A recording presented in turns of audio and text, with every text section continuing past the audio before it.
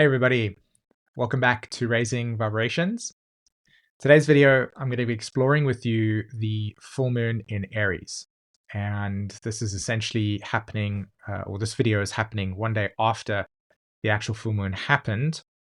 And I'm sure many of you have already experienced the sort of peak of this full moon. I'm sorry that it's a bit delayed. I've been focusing a lot on the Learn Your Chart immersion, which as you know is coming out in a couple of days.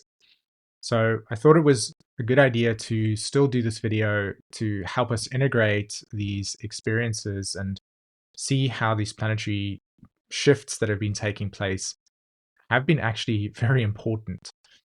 You'll know that in the last 3 videos, I've been speaking to each full moon and new moon and saying that it's a sort of sequence, right? The new moon that happened in Virgo was the start, the initiation of a necessary release process, coming into where there are patterns within our lives that we needed to change.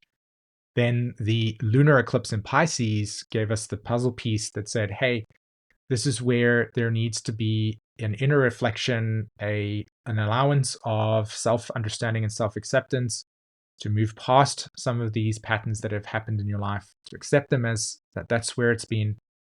And then with the solar eclipse in Libra, I said that this over the next couple of months is going to be a pattern of change.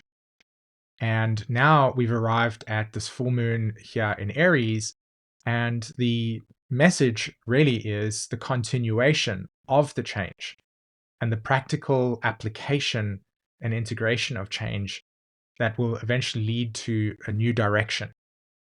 And this is really what this full moon, in my eyes, is actually speaking to. So I'm going to jump into the chart for us and show you exactly how I come to these points and these conclusions for us, okay? So there you go. That's the chart from yesterday. This was the full moon in Aries, and you can see here right at the bottom of the chart, you've got the moon sitting at 24 degrees conjuncting Chiron. There it is there. And then there's a natural opposition to the sun that's sitting in Libra at 24 degrees, okay? You'll also notice on this chart that Mars is sitting in Cancer at 22 and Pluto is sitting at 29 Capricorn, okay? This is a very important signature that I want to start off with, okay? First thing that I'm going to break down is that we are looking at cardinal signs, okay? Capricorn, Aries, Cancer, and Libra.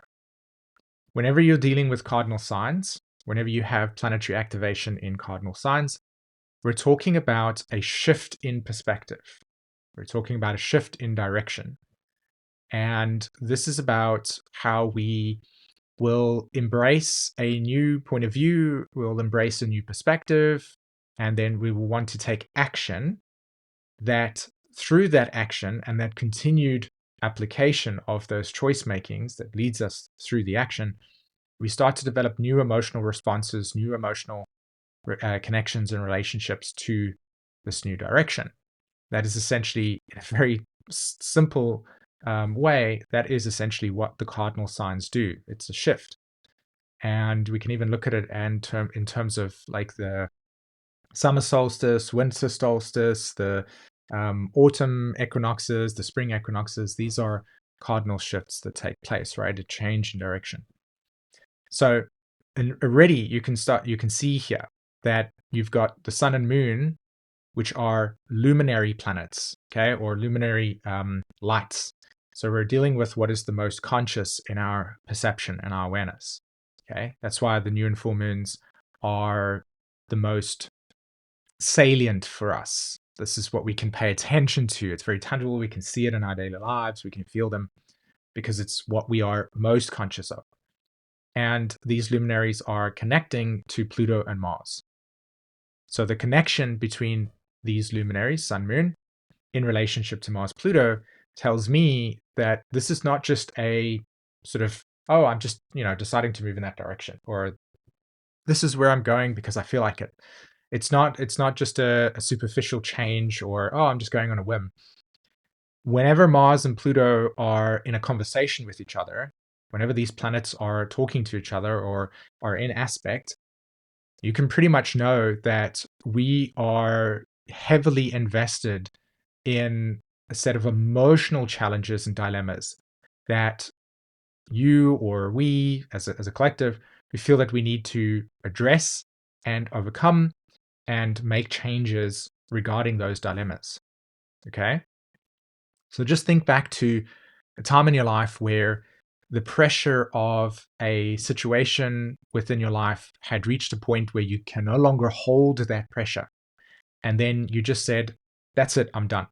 Or I can't do this anymore. Or I've decided that this is not what I'm going to continue to keep holding within my emotional space. That's a Mars-Pluto connection. And the reason why it plays out like this is because whenever you're dealing with Plutonian planets or Plutonian experience, the density of the experience is very emotional. Oftentimes it comes with a lot of emotional pain, and there's a heaviness to it. And what Mars does is it pushes the boundaries of how much you can hold so that eventually you essentially make a choice. So you say, that's it. It's I can't do this anymore. And you sort of snap, right? You make that choice, and it changes the emotional landscape internally for you, whatever that is, right? So you might be working at an office for a long period of time, and the tolerance for an experience or a set of experiences reaches capacity. And you're just like, I can't deal with this anymore. And you sort of say, that's it, I'm quitting my job. Or that's it, I'm going for the promotion. Whatever it is. That's it moment is the Mars. So what I'm trying to put across here is that this luminary aspect between the sun and the moon in this full moon, connecting to this Mars Pluto conjunction, or not conjunction, this beginning opposition that's going to happen, but this aspect between these two, we're really highlighting it. It's very salient. It's present with us. And so what you want to do now is reflect back on the last couple of weeks within your life that you've noticed you feel you need to make change on, or what has been bubbling up to the point where a level of tolerance you can't hold anymore. So that's it. I need to make this change. I need to make this shift. And that spectrum of experience can vary from person to person, right? It might be something as silly as just committing to something. It might be something as dramatic as, that's it, I'm changing career. Whatever that is. But that's the intensity of this planetary energy at the moment. And again, it's in cardinal signs. So you're dealing with necessary change, necessary shifting towards something new within your life. And you'll feel that, you'll know that. Some of us might be afraid to make that change, and others will make that because it's absolutely like essential for your emotional well-being, right? It's not like this is guaranteed. It's actually just the pressure. And depending on how you psychologically respond to this experience will dictate how this transit is going to play out for you. Now, what's also interesting that I just want to highlight over here is that Mars, in opposition to Pluto, Mars is only 22 degrees. So this is not an exact opposition between these two planets. Mars is coming into the opposition. So part of this experience, part of this opposition is there might not be relief just yet. It might actually continue to keep ramping up. And so depending on how sensitive you are to the pressure or how well you repress or tolerate whatever emotional intensity is showing up within your life, in my eyes, will dictate how this transit will play out for you. So some people, this opposition between Pluto and Mars might be like, yeah, that's the push I need. Some people will just be numbed out to the experience so much that when it actually hits the 29-degree mark, that's when it blows up. So it's also important for me to say that watch out for this transit when Pluto hits 29 degrees or 28 degrees.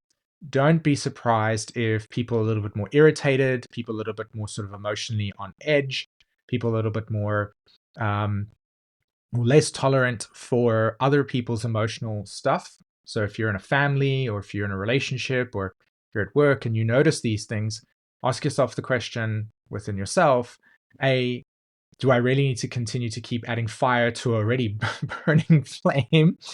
And maybe it's just time to sort of like just take a step back and not engage, right? Don't try to not get caught up in the emotional drama that is definitely going to inflame itself over the next couple of days, right? Just recognize, okay, this is it. Nobody's probably going to see eye to eye during this experience. It's going to feel very easy to just agitate people. I'm probably going to get agitated myself. Like that's the conversation you have there. And so just allow that space to be present within yourself. If you want to take it one step further, what you could do is create some space during this opposition to really reflect on the underlying emotional patterns that are sort of prompting this irritation. What is it about? You'll find that the irritation is signaling to you that there's a deeper unresolved or unresolved pattern or a deeper issue that is actually playing out that on the surface looks like one thing, but deeper down it might be an unmet need.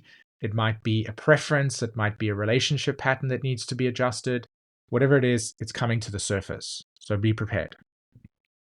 Okay. The fact that the moon is conjunct Chiron just adds to this sense of unresolved emotional pain that we carry at the collective because we exist. The simple fact that being born brings us into a world where at some point we will encounter experiences that are not favorable to us. And we will internalize those experiences as something that is negative.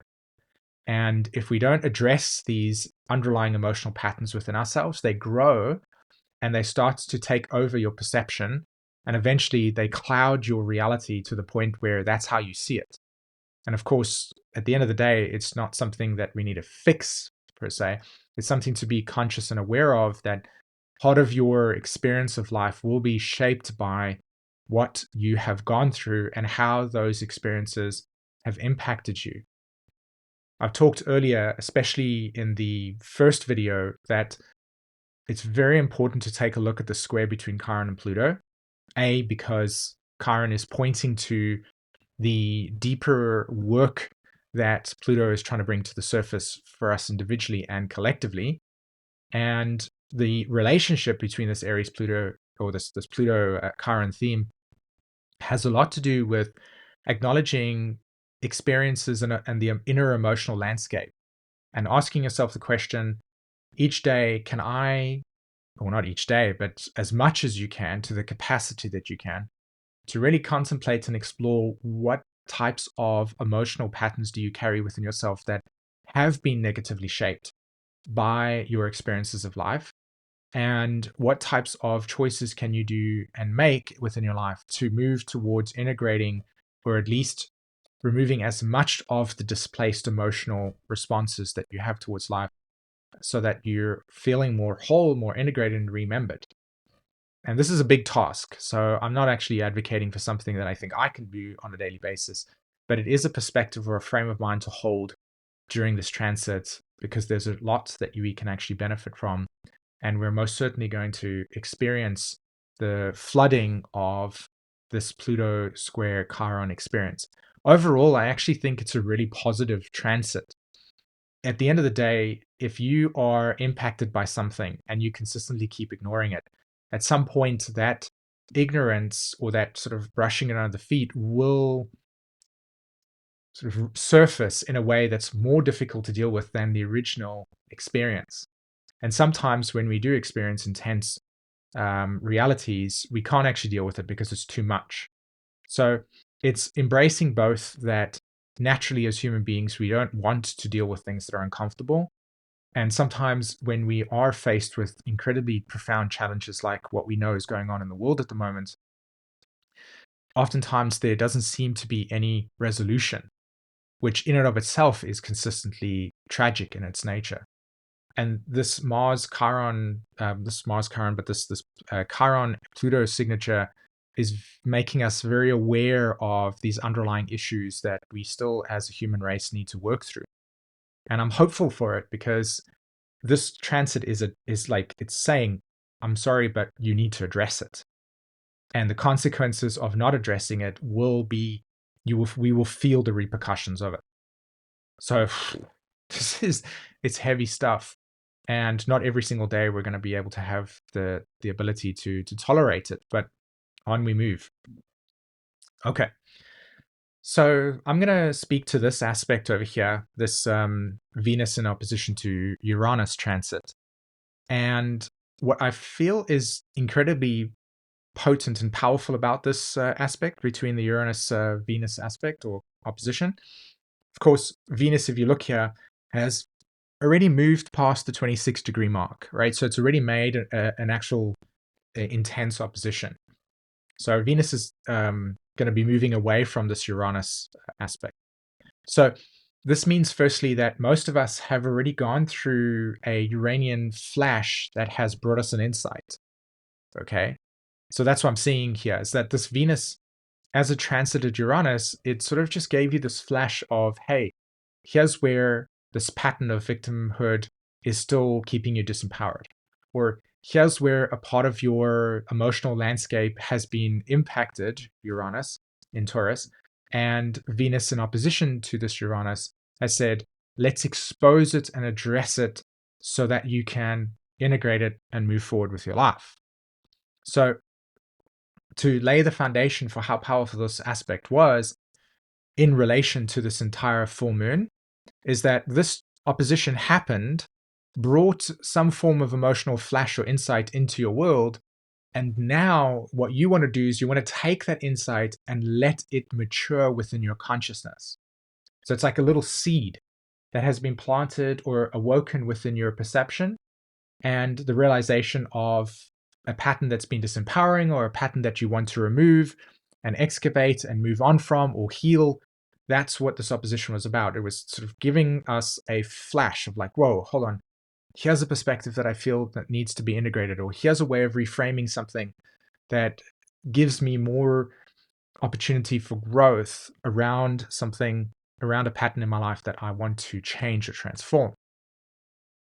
So what you want to do here with this opposition is reflect back on what over the last week, right? You have maybe had an insight around a shift about that maybe feels insignificant to you, right? But really, actually, I'm encouraging you to allow it to have more space to grow within your life, because there is a synthesis, an interconnection between the flash of insight that came with this opposition and the essential change that is held in this pattern over here, right? Remember, I talked about making a new emotional commitment in response to a new pattern within your life, and the opposition between Venus and Uranus said, here's something that you might not have been seeing that now if you see, I want you to create more space and commit to nurturing that insight so that it continues to keep self-actualizing you, continues to keep moving you in the direction that will feel more empowering to yourself. It's that clear. That's what's so beautiful about this full moon, actually, in my eyes.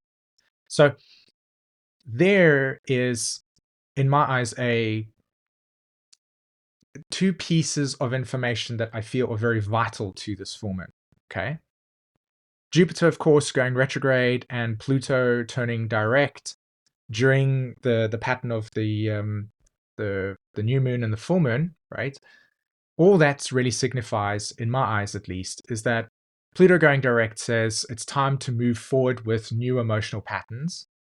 And Jupiter retrograde, if you notice here, it actually makes a connection to the south, to the new moon, full moon, sorry, there. See, it makes these sextiles. So there's the sextiles between Chiron and the moon. And then it's also trining the sun over there. So Jupiter going retrograde, all it simply means in a very simple way is that instead of looking at our belief systems and saying, this is the perspective that I wish to hold within my life, the energies just turn inwards, and there's a lot more introvertedness around how you are examining the underlying belief systems that you use to frame your reality, right? And it's a long-term transit that is going to reveal it's going to show how powerful this transit is over the next couple of months. But to sort of like point out the power of what it's going to transform, I feel I can't really do, because you need to witness it for yourself. But what I can say to you is that the pattern of exploring your cosmology, like we tend to learn things, right? We're picking up new information here and there, we're gathering some new stuff. That's when Jupiter's working in a direct form, right? We're sort of strengthening our belief systems by revalidating them every single day by subscribing to them. Well, Jupiter retrograde just says, hold on, before I subscribe to this belief system, do you want to kind of just quickly quality check it? Do you want to maybe just observe if there's a cognitive bias over here? Or what tends to happen actually is people will come into your life that will throw a perspective at you that jolts your inner landscape, right? Your inner way of how you map reality. And over time, that sort of jolt, whether you pay attention to it or not, slightly starts to just shift the narrative within you a little bit more. And then when Jupiter goes direct, you sort of have had a subtle shift that you haven't noticed has actually changed you, but at some point you start to sort of go, oh yeah, I'm open to this. You might be passively paying attention to pieces of information that will just come into your field of awareness and will like attach and compound and make that subtle perspective that's been changing during Jupiter retrograde become a little bit more sort of prominent, more defined within your worldview. And it's a really magical thing to actually see. However, it's not something that you actually see as saliently as in terms of awareness every single day, because we're sort of not necessarily waking up every morning writing down the belief systems that we have every day and analyzing the shifts. But if we could, you would actually see that there would be subtle little changes within your worldview that comes with this transit. So that's a fun little thing that I think is happening and coinciding with Pluto moving direct, which again has a lot to do with us continuing on strengthening our emotional connection to ourselves and emotional connection to a direction that we want to follow within our lives that makes us feel that there is actual meaning and connection. Okay, so that's the video for today. I hope that this landed for you in a way that really opened up more of your perception, gave you something to think about and to contemplate on as well. Okay. I think that's it. Thanks very much, guys. Have an amazing week or two until the next new moon happens. And if you haven't checked out the Learn Your Chart immersion, make sure you check out the videos that I've just recently released, where I'm talking a lot about the importance of integrating your astrology rather than just taking information. Bye, guys.